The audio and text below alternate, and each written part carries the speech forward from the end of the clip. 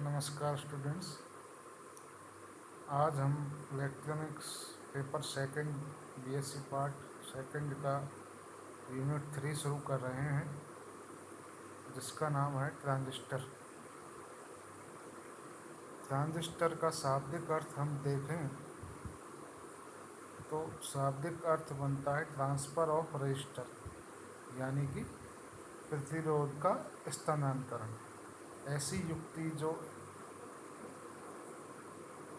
एक जंक्शन पर उपस्थित प्रतिरोध को, एक संधि पर उपस्थित प्रतिरोध को दूसरी संधि पर प्रतिस्थापित कर सके, ऐसी युक्ति ट्रांजिस्टर कहलाती है। इसमें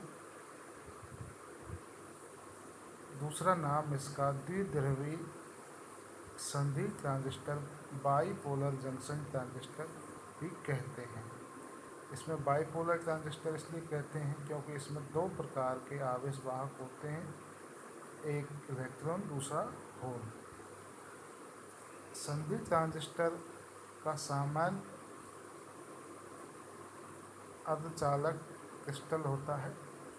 जब इसकी स्ट्रक्चर बनती है, इसका निर्माण करते हैं, तो इसमें एक सामान्य अर्धचालक होता है जिसके 3 भाग होते हैं। इसके बीच के भाग को आधार कहते हैं तथा बाहरी भागों को एमीटर और संग्राहक कहते हैं। उत्सर्जक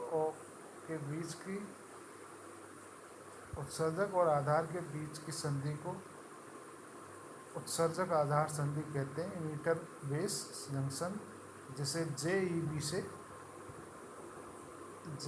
से दर्शाते हैं, तथा संग्राहक और आधार के बीच की संधि को जेसीबी कहते हैं, कलेक्टर बेस जंक्शन। उत्सर्जक में बहुसंख्यक आवेश जो भी हो, चाहे इलेक्ट्रॉन हो चाहे होल हो, वह उनको ट्रांजिस्टर में प्रवाह करता है और उन्हीं के कारण मुख्यतः धारा प्रवाहित होती है। इसीलिए ट्रांजिस्टर के अन्य भागों की तुलना में अधिक उसमें डोपिंग करते हैं, क्योंकि उसमें से हमें ज़्यादा आवेश वाहक चाहिए। आधार भाग ट्रांजिस्टर में उत्सर्जक और संग्राहक के बीच एक पतली पट्टी के रूप में होता है, जिसमें जो आवेश वाहक होते हैं वे उत्सर्जक और संग्राहक के विपरीत होते हैं। यानी दोनों के, यदि उत्सर्जक और संग्राहक में होल है तो बेस में इलेक्ट्रॉन होंगे, यदि इलेक्ट्रॉन उत्सर्जक और संग्राहक में है तो बेस में होल होंगे। संग्राहक दोनों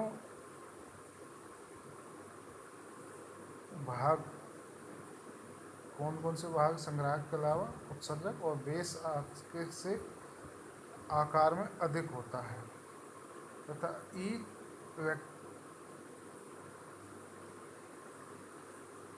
जिसमें ई के समान तथा बी से विपरीत प्रकृति के आवेश को डोप किया जाता है। ये हम आप पहले ही बता चुके हैं। आकार के आधार पर देखें तो उनमें इस प्रकार का रिलेशन होता है, यानी सबसे बड़ा संग्राहक होता है, उससे छोटा उत्सर्जक होता है, सबसे छोटा आधार होता है। और यदि आवेश वाहक के रूप में देखें तो सबसे अधिक आवेश वाहक ई में होते हैं, उससे कम सी में होते हैं, यानी कलेक्टर में होते हैं, और सबसे कम उस बेस में होते हैं। अब यहाँ दो प्रकार के संधि ट्रांजिस्टर होते हैं, जिन्हें एनपीएन या पीएनपी कहते हैं। इनका हम एक डायग्राम बनाएं तो वो इस प्रकार बनता है। सबसे बड़ा कलेक्टर, बीच में आधार, जो इन दोनों के विपरीत प्रकृति के आवेश होते हैं, तो इसमें plus plus, N means negative, P means positive, यानी होल। और इसका सिंबलिक जो डायग्राम है वो इस प्रकार होता है, जहाँ एरो का जो निशान है, इसमें जो सर्किल के अंदर एरो है, इसमें इस सर्किल के अंदर एरो है, वो धारा की दिशा को दर्शाता है कि धारा बेस से एमीटर की ओर प्रवाहित हो रही है। अब पी एन पी में जो बेस है उसमें इलेक्ट्रॉन की संख्या होती है, जबकि एमीटर और कलेक्टर में जो है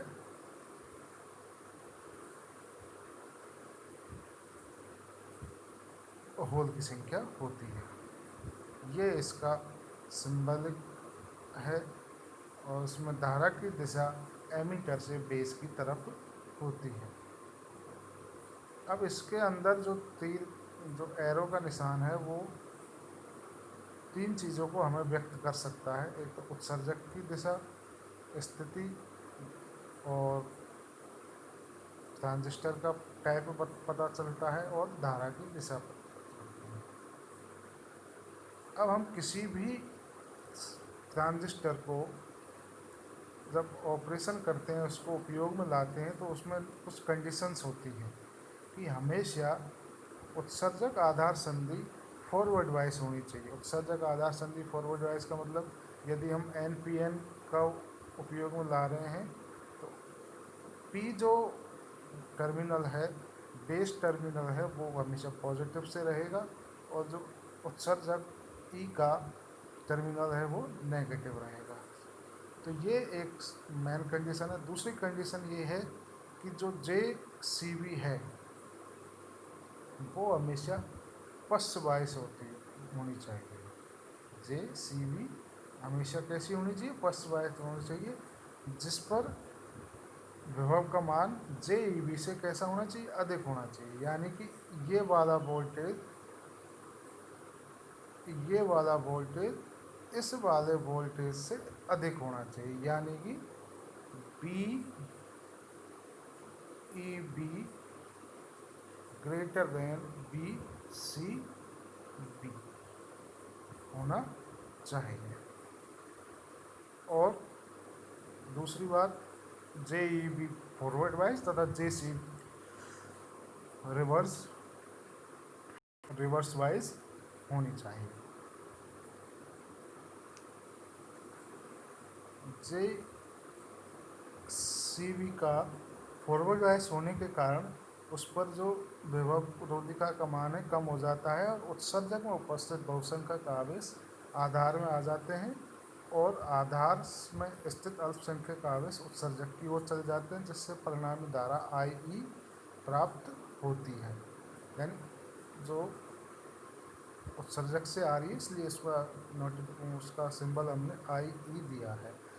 अल्प संख्यक आवेश वाहक की संख्या कम होती है तथा उनका कुछ वाहक बहुसंख्यक आवेशों के से द्वारा संक्रिया कर लेता है, तो प्लस माइनस आपस में एक दूसरे को ग्रहण कर लेते हैं, तो उससे परिणामी धारा का कुछ भाग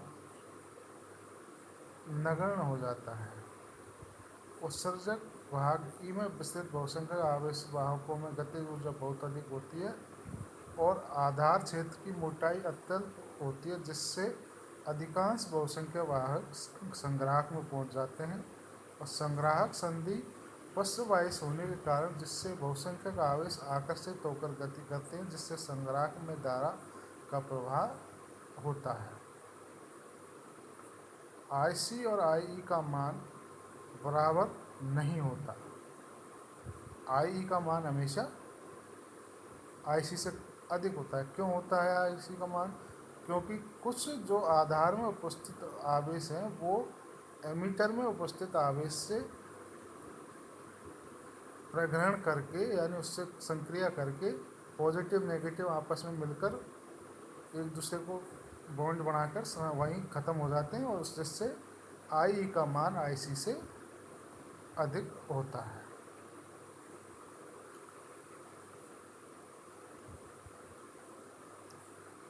ये जो डायग्राम है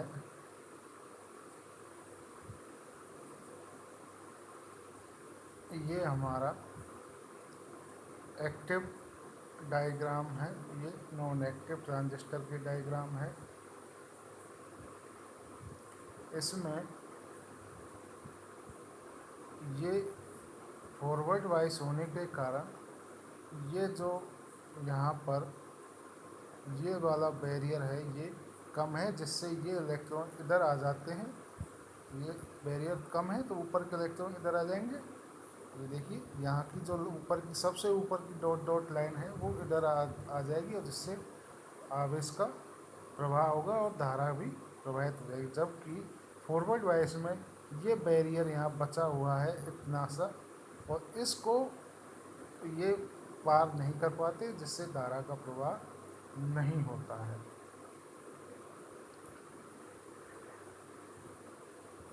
अब धारा में जो ट्रांजिस्टर में धाराएं प्रवाहित होती है उसमें कई प्रकार के धाराएं होती हैं।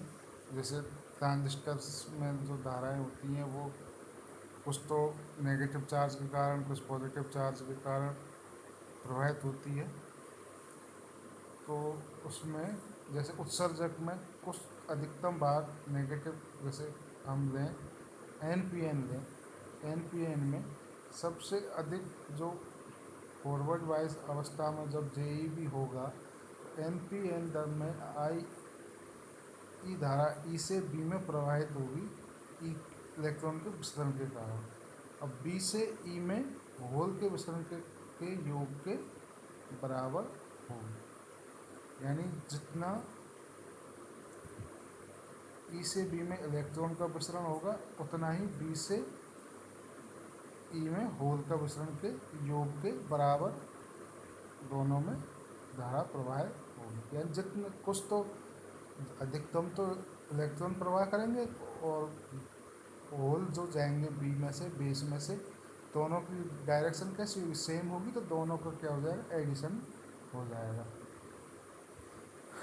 लेकिन अल्पसंख्यक आवेश के कारण धारा का प्रवाह अत्यल्प होता है। यानी जो बेस में बहुत अत्यल्प मात्रा में डोपिंग होती है, उनके कारण जो मेन धारा है वो उत्सर्जक में उपस्थित आवेश के कारण ही होती है।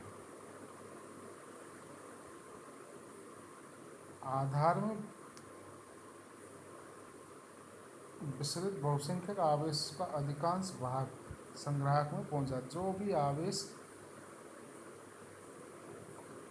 बेस में पहुंचता है वो अधिकांश भाग उसका संग्राहक में पहुंच जाता है, तथा IB का मान IE माइनस IC के बराबर आता है।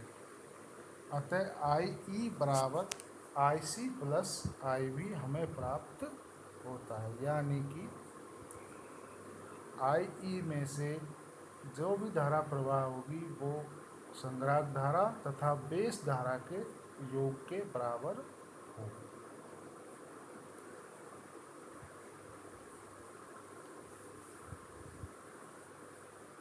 संग्राहक धारा भी दो भागों से मिलकर बनी होती है, एक बहुसंख्यक आवेश के कारण, एक अल्पसंख्यक आवेश के कारण। बहुसंख्यक आवेश के कारण धारा को IC कहें, और अल्पसंख्यक आवेश के कारण धारा को ICO कहें।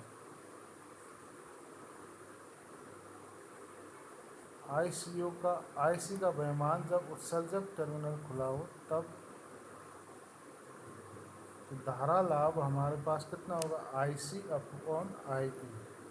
इसे अल्फा DC के नाम से सिंबल करते हैं, और IC बराबर आएगा अल्फा IE। यहाँ से धारा लाभ जो हमारा है ये, तो IC बराबर IE। समीकरण 1 में, समीकरण 4 में, इस समीकरण में IC का मान रखेंगे तो IB बराबर IE minus alpha IB IE बराबर, यहाँ से IE कॉमन आ गया, IE कॉमन आने के बाद IC प्लस एक इक्वेशन हमारे पास ये प्राप्त हुआ, इक्वेशन नंबर 7। इक्वेशन नंबर 5 से आई सी बराबर अल्फ़ा आई ई, अल्फ़ा डी सी का मान सदैव 1 से कम प्राप्त होता है, यानी कि पूर्णतः कुछ न कुछ पार्ट वहाँ पर बेस में उपस्थित आवेश का एक दूसरे से उदासीन हो जाते हैं।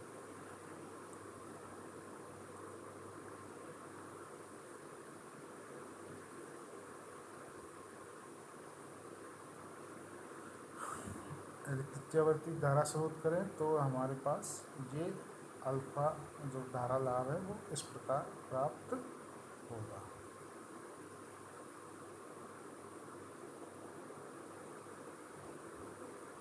जो धाराएं जंक्शन में प्रवेश करती हैं वे हमेशा धनात्मक सिंबल से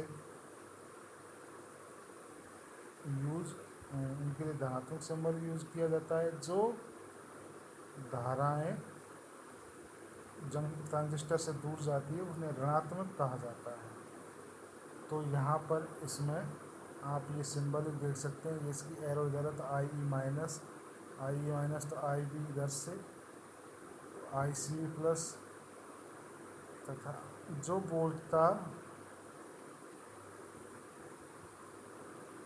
वोल्टता का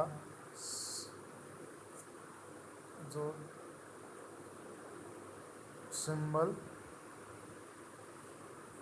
सबस्क्रिप्ट प्रथम अक्षर धनात्मक हो तो वो धनात्मक वोल्टता कहलाती है। इसका तो बी में प्रथम अक्षर ई है जो कि कैसा है, ऋणात्मक है, तो ये ऋणात्मक कहा जाएगा। तथा बी सी बी का प्रथम सी वाला अक्षर धनात्मक है तो बी सी बी धनात्मक, तथा बी सी बी भी बी सी ई धनात्मक आएगा। यानी जो पहला अक्षर जैसे बी है, यदि ई पर धनात्मक लगा है तो ये धनात्मक वोल्टता कही जाएगी, यदि इस पर ऋणात्मक लगा है तो ऋणात्मक कही जाएगी।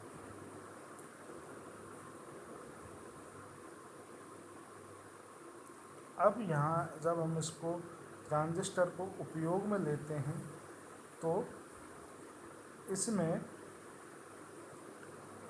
जब इसका ट्रांजिस्टर अभिविन्यास कॉन्फ़िगरेशन निकालते हैं, यानी इसमें बी आई संबंध निकालते हैं, तो हम इसमें हमेशा की तरह जैसे ट्रांजिस्टर का उपयोग करते हैं वैसे ही इसका सर्किट बनाते हैं। यानी कि जे ई बी हमेशा फॉरवर्ड वाइज तथा जे सी बी कैसी होनी चाहिए, पश्चिम वाइज होनी चाहिए, तथा जे सी बी पर उपस्थित वोल्टता का मान जे ई बी से अधिक होना चाहिए। तो निवेश जब हम इनपुट कैरेक्टरिस्टिक निकालते हैं तो हम जो बी सी बी है उसको कांस्टेंट रखते हैं, तथा आई ई तथा बी ई बी के मध्य ग्राफ बनाते हैं। तो अब हम बी सी को विभिन्न मानों पर सेट करके, जैसे बी सी को पहले 0 पर सेट किया, फिर बी को 4 वोल्ट पर सेट किया, फिर 10 वोल्ट पर सेट किया, तो हमारा बी ई बी और आई ई के मध्य ग्राफ इस प्रकार से आता है। यानी कि शुरुआत में कुछ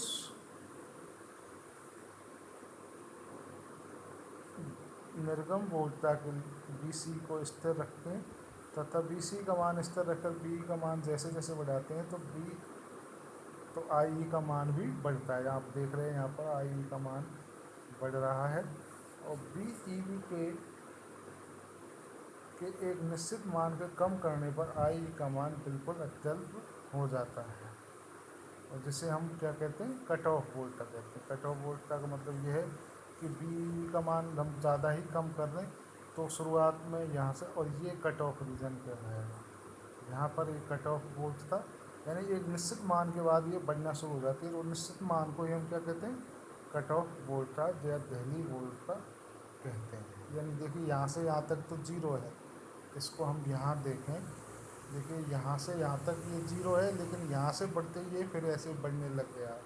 इसको बढ़ने का मतलब है कि ये जो वोल्टेज है ये कट ऑफ वोल्टेज है, इसके आने के बाद ही आई का मान बढ़ना शुरू होगा।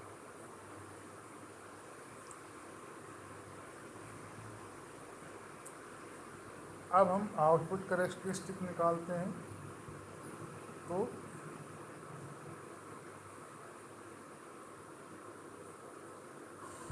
आउटपुट कैरेक्टरिस्टिक में बीईवी को फिक्स रखते हैं, बीईवी को फिक्स रखते हैं या आई को फिक्स रखते हैं, दोनों एक ही बात है। आई को फिक्स रखते हैं तथा बीसीबी तथा आईसी के मध्य ग्राफ बनाते हैं, तो ग्राफ निम्न प्रकार प्राप्त होता है।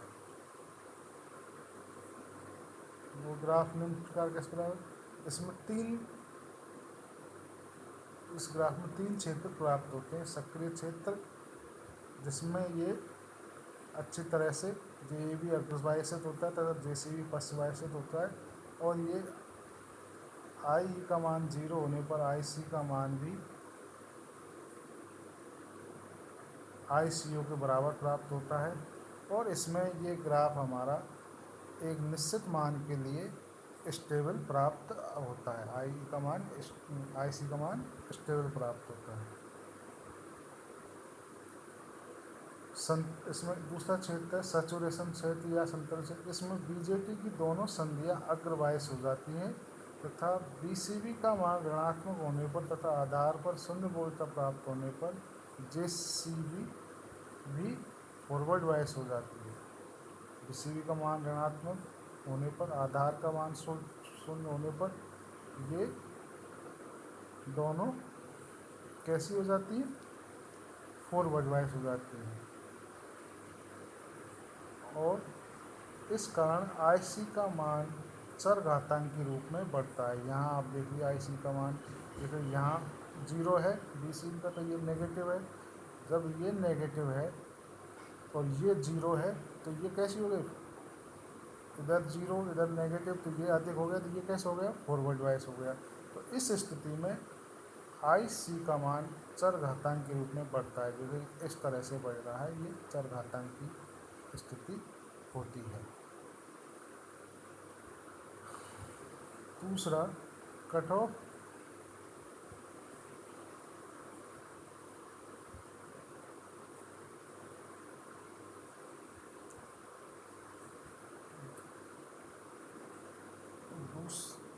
नंबर तीसरा क्षेत्र जो है कट ऑफ रीजन कहलाता है।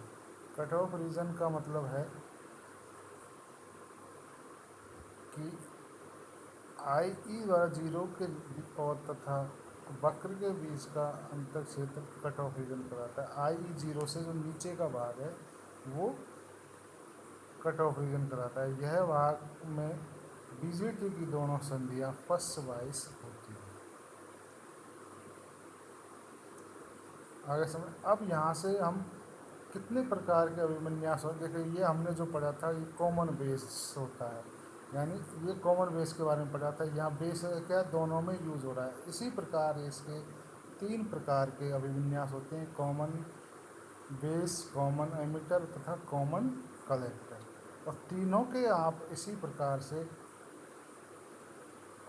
Output volt input characteristic output characteristic निकालोगे तीनों के, और आप सब तरीका दोनों में सब में एक जैसा ही है कि पहले हम आउटपुट वोल्टेज को स्थिर रखकर इनपुट के बीच में ग्राफ बनाएंगे, फिर दूसरा इनपुट को स्थिर रखकर यानी इनपुट धारा को स्थिर रखकर आउटपुट वोल्टेज तथा आउटपुट करंट के बीच में ग्राफ बनाएंगे।